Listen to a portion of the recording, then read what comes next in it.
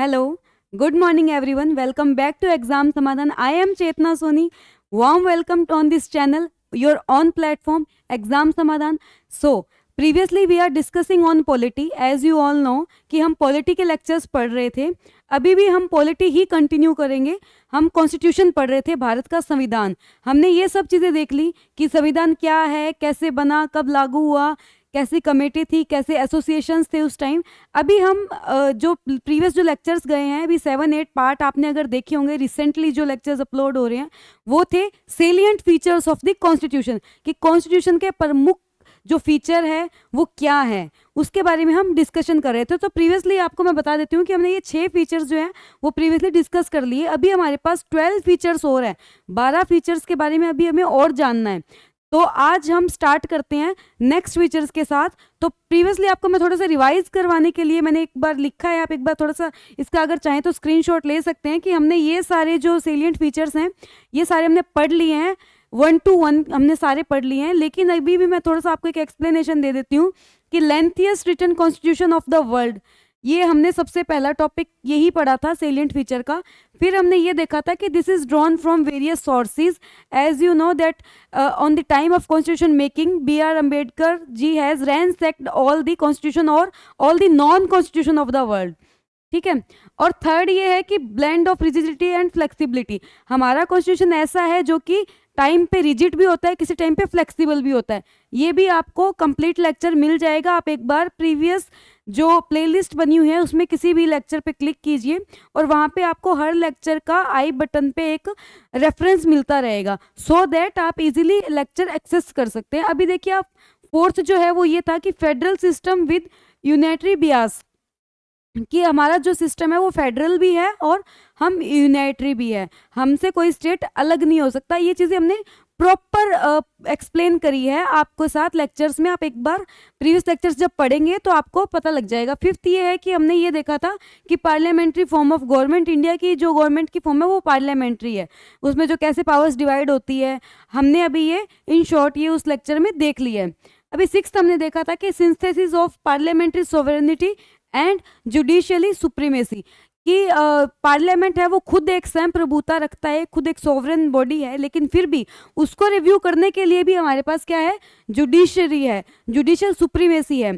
तो ये सब चीज़ें हमने प्रीवियसली देखी थी. आज हम एक नेक्स्ट सेलिएंट फीचर की बात करते हैं जो हमारा 7th सेलिएंट फीचर होगा. उसके लिए आप आगे चलिए, इस स्लाइड में हम देखते हैं. इस सेलिएंट फीचर का नाम है इंटीग्रेटेड, या जो टाइटल आप कहते हैं इंटीग्रेटेड एंड इंडिपेंडेंट जुडिशरी. हमारी जो जुडिशरी है वो इंटीग्रेटेड है, एकाग्रत है और इंडिपेंडेंट है, किसी के ऊपर डिपेंड नहीं है. ऐसा नहीं है कि लाइक उसको सोचना पड़ेगा कि कैसा मैं डिसीजन दे रहा हूँ, किस गवर्नमेंट के खिलाफ अगर मैं कोई डिसीजन दे रहा हूँ तो फिर मेरा क्या होगा, ऐसा नहीं है. जुडिशरी जो है वो हमारी पूरी तरह से इंडिपेंडेंट है. वही चीज़ आज हमें इसमें समझनी है. तो हम स्टेटमेंट्स के साथ समझते हैं, और किसी को भी अगर लैंग्वेज में कहीं कोई प्रॉब्लम आ रही है तो वो कमेंट सेक्शन में बता सकता है. बाकी आपको अगर कहीं भी ऐसे वर्ड्स, बहुत ही हमने लाइट वर्ड्स यूज किए हैं जिससे कि किसी भी स्टूडेंट को, किसी भी पर्सन को प्रॉब्लम ना आए चीज़ें समझने में.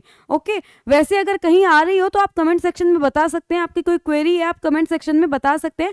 नेक्स्ट क्लास पे आपको उसका रिजोल्यूशन मिल जाएगा. प्रीवियसली मेरे पास एक क्वेरी आई थी कि थोड़ा सा आप हिंदी में एक्सप्लेन कीजिए, तो आई एम ट्राइंग दैट कि आपको हिंदी में सब चीज़ें समझ आए. जो वर्ड्स अगर आपको कुछ ऐसे हैं कि कहीं आपको समझ नहीं आ रहे हैं तो हम ट्राई करेंगे कि उसका यहाँ पे ब्रैकेट में उसका मीनिंग लिख दे. ओके. तो आज हम देखते हैं आगे का हमारा जो इसमें है salient feature integrated and independent judiciary. So first point देखते हैं, the single system of court enforce both central law as well as the state law. अब हमारा क्या है कि सिंगल सिस्टम है कोर्ट का. The single system of court, single system का मतलब ये हुआ कि आपको एक तरह से नीचे से ऊपर जाना पड़ता है कोर्ट में. अगर आपका फंडामेंटल राइट अगर वॉयलेट नहीं होता है, उसके अलावा अगर आपका कोई भी केस है तो आप क्या करते हैं, पहले सेशन कोर्ट में जाते हैं, देन आप हाई कोर्ट में जाते हैं, देन आप सुप्रीम कोर्ट में जाते हैं. मतलब लोअर टू अपर का हमारा रहता है. तो सब ये इसमें यही चीज़ लिखी गई है कि the single system of court enforce both central law as well as the state law. तो जो सुप्रीम कोर्ट है ना, जो हमारा मेन जो सुप्रीम कोर्ट है, वहाँ पर जो लॉ है ना वही लॉ हर जगह मान्य होता है. ऐसा नहीं है कि आपके सेंटर का कोई और लॉ है, है, आपके सेशन कोर्ट का कोई और लॉ है, हर लॉ हर जगह सेम है, हर नियम हर जगह एक जैसा है। चाहे आप सुप्रीम कोर्ट में उसके खिलाफ कोई अर्जी दे दीजिए, चाहे हाई कोर्ट में दे दीजिए, हाँ वो हो सकता है कि आपकी अपील का एक लेवल बढ़ जाता है या फिर कम हो जाता है, ये सब चीजें रहती है, लेकिन लॉ जो फैसला देगा या फिर जो हमारे जो आर्टिकल्स है, मेन बात अगर मैं करूं आर्टिकल्स है या फिर हमारी आईपीसी की जो सेक्शंस है,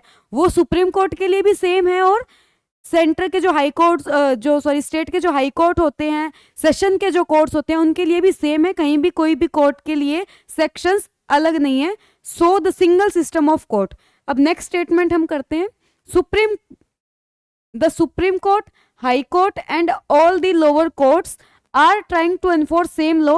This is why India has integrated judiciary.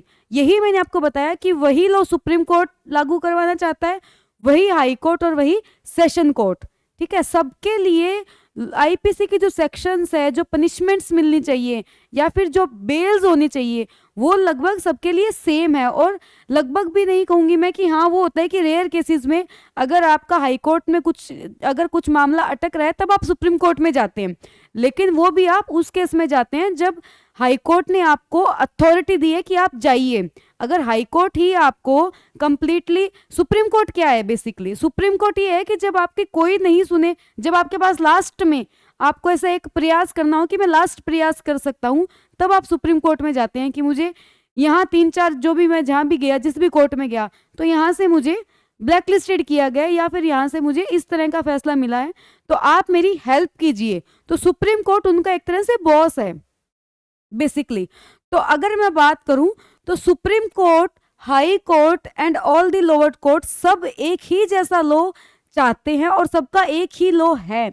लेकिन जो भी, अगर आज मैं हूं, अगर मेरे साथ कुछ मेरा फंडामेंटल राइट अगर कहीं वायलेट होता है तो मैं डायरेक्ट सुप्रीम कोर्ट में जा सकती हूँ। मुझे यहाँ या फिर यहाँ जाने की ज़रूरत नहीं है, मैं डायरेक्ट सुप्रीम कोर्ट में जाऊंगी। और दूसरी चीज़ कि अगर हाई कोर्ट ने मेरी बात नहीं मानी है या फिर मेरे को ऐसा लग रहा है कि हाई कोर्ट का फैसला सही नहीं है, वैसे देखिए हमें हमेशा हमारी जुडिशरी की रेस्पेक्ट करनी चाहिए। बहुत ही ज़्यादा वहाँ पे वेल एजुकेटेड लोग होते हैं जो वहाँ पे बैठते हैं, तो उनके फैसले पे हमें कभी भी एतराज़ नहीं करना चाहिए, लेकिन फिर भी बहुत सारे एक्सेप्शनल केसेस होते हैं। सो अभी क्या होता है कि अगर मेरे को ऐसा लगता है कि हाई कोर्ट ने जो मुझे फैसला दिया है वो ठीक नहीं है, तो मेरे पास एक ऑप्शन होता है। आप इस बात को ध्यान से समझिएगा कि ऑप्शन है सुप्रीम कोर्ट में जाने का, लेकिन श्योरिटी नहीं है कि जो मैं सुप्रीम कोर्ट में जाऊंगी तो मेरे को सही मान लिया जाएगा, ऐसा नहीं है। लेकिन हाँ, मैं अपनी तरफ से अपने मेरे जो प्रयास है वो मैं पूरी तरह से कर सकती हूँ, मैं सुप्रीम कोर्ट में जा सकती हूँ। बाकी सुप्रीम कोर्ट भी मुझसे सेम क्वेश्चंस ही करता है, तो लॉज क्या है, सेम रहते हैं, आपकी जो अथॉरिटी है वो चेंज होती है। आगे हम पढ़ते हैं, India has independent judiciary because, क्यों है, there is security of tenure for, यहाँ पे आप इसको थोड़ा सा करेक्ट कर लीजिएगा, tenure for. So India has independent judiciary, India की जुडिशरी इंडिपेंडेंट होने का रीजन क्या है, बिकॉज यहाँ पे क्या सिक्योरिटी है टेन्योर की। सिक्योरिटी ऑफ टेन्योर मीन्स कि आपको कितने साल काम करना है। जैसे कि मान लीजिए अगर किसी जज की 10 इयर्स की जॉब के लिए, अभी वो उनकी एज के अकॉर्डिंग वो 10 इयर्स जॉब कर सकते हैं, तो ये चीज़ उनको ऑन डॉक्यूमेंट मिली हुई है कि हाँ 10 इयर्स का आपका टेन्योर है। तो अब क्या होगा उससे, फॉर जजेस ऑफ सुप्रीम कोर्ट, ये इंडिपेंडेंट जुडिशरी के अंदर ये चीज़ें बहुत ज़रूरी है कि आपको क्या है, कोई दूसरा, मान लीजिए कोई मंत्री है या फिर कोई भी बहुत बड़ा बिजनेसमैन है जो कि आपको या फिर किसी जज को, आपको इन द सेंस आप अपने आप को एक जज समझिए कि किसी भी जुडिशियल को ऐसा कोई लाइक धमकी नहीं दे कि आपकी जॉब चली जाएगी या फिर ये है वो है, तो क्या है वो इंडिपेंडेंट होकर डिसीजन नहीं ले पाते। उनको क्या है, जॉब सिक्योरिटी की भी इश्यूज होते हैं, बहुत सारे इश्यूज होते हैं। लेकिन हमारी जुडिशरी का इतना अच्छा सिस्टम है कि हमने क्या सिक्योरिटी पहले से दे रखी है उनको टेन्योर की, उनको कोई नहीं निकाल सकता उस टाइम तक, जब तक कि वो कहीं भी गिल्टी नहीं पाए जाते। तो ऐसा है। अब क्या, सुप्रीम कोर्ट के जो जजेस होते हैं उनकी जो सिक्योरिटी होती है टेन्योर की वो पहले से फिक्स रहती है। अब हम सेकंड देखते हैं। और जो हाई कोर्ट के जजेस के एक्सपेंस होते हैं ना, ऑल दी एक्सपेंस, लाइक जो भी वो ट्रेवल कर रहे हैं, जो भी वो रह रहे हैं, उनको जो घर दिया जाता है, तो ये कैसे होते हैं, ये हमारे जो एक होते हैं इंडिया का एक कंसोलिडेटेड, एक आपको मैं बताती हूँ, एक क्या होता है, फंड होता है। हर गवर्नमेंट के पास एक फंड होता है, आपको पता ही है। तो हाई कोर्ट के जो जजेस होते हैं ना, उनको कोई गवर्नमेंट सैलरी नहीं दे रही है, आप समझिए, उनको बीजेपी सैलरी नहीं दे रही है, उनको कांग्रेस सैलरी नहीं दे रही है, वो इंडिपेंडेंट है। उनको जो सैलरी आ रही है वो इंडिया के फंड से आ रही है, तो वो पूरे देश के लिए इंडिपेंडेंट होके काम करते हैं। बेसिकली आपको ये समझाने का एक तरीका था कि आप इस तरह से इस चीज़ को समझिए कि वो क्या सिक्योरिटी भी टेन्योर की भी रखते हैं, और वो क्या है अपने एक्सपेंस की भी सिक्योरिटी रखते हैं, तो उन्हें ये प्रॉब्लम नहीं आती है कि एक होता है ना कि उनको थ्रेट्स मिल रहे हैं जॉब के लिए, या फिर उनको थ्रेट्स मिल रहे हैं फाइनेंशियल डिसबैलेंस के लिए, तो वहाँ वो प्रॉब्लम उनको नहीं आती है। अब हम आगे देखते हैं। The constitution says that once a high court जज हैज रिटायर्ड, हाई कोर्ट के जज अगर एक बार रिटायर हो जाए, he can not practice law in any court और before any authority in India. High court के जज अगर रिटायर हो जाते हैं तो वो एज अ लॉयर प्रैक्टिस नहीं कर सकते। जैसे ही कोई हाई कोर्ट के जज रिटायर हुए, अब आप मान लीजिए वो सेशन कोर्ट में आ गए, अब वो क्या इतनी बड़ी पोस्ट पे थे पहले, अब जो सेशन कोर्ट में जो काम कर रहे हैं, जो वहाँ पे जो ऑफिशियल्स है, वहाँ पे जो जूरी है, तो वो क्या है, वो उन्होंने इस लेवल पे काम किया हाई कोर्ट के जज ने। अब उनका जो सेशन कोर्ट में बैठे उनकी तो स्टार्टिंग है, या फिर उनका और उनका लेवल बहुत कम है, तो वहाँ पे क्या होता है कि ऐसा होता है कि एक इम्प्रेशन बहुत ऐसा हो जाता है कि अगर आपके सामने हाई कोर्ट का जज ऐसे पेपर लेके आया है कि ये मेरा केस है, ये मेरे क्लाइंट है, और आप सेशन कोर्ट के सामने जा रहे हैं हाई कोर्ट के जज होके प्रैक्टिस करने के लिए, तो वहाँ थोड़ा बहुत, मतलब मैं थोड़ा बहुत भी नहीं कहूँगी, 50 to 60% इम्प्रेशन पड़ता है कि अगर हाई कोर्ट का जज अगर ये क्लाइंट लेकर आया तो हो सकता है ये क्लाइंट सही हो।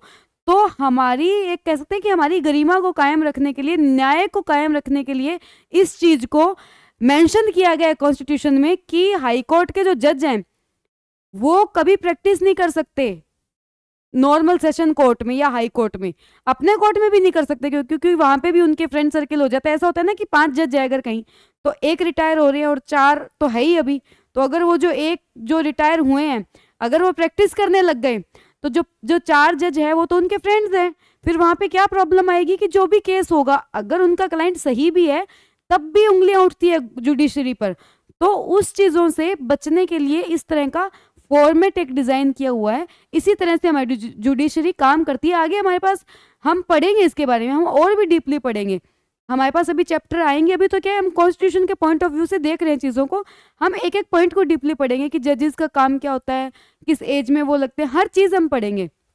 ओके, एंड आई होप कि अब आपको ये पॉइंट बहुत ही क्लियर हुआ होगा कि ऐसा क्यों करते हैं, हाई कोर्ट के जजेस को प्रैक्टिस करने से बैन क्यों करते हैं। अब देखिए, अब वो क्या है ना, except the supreme court and the other high courts.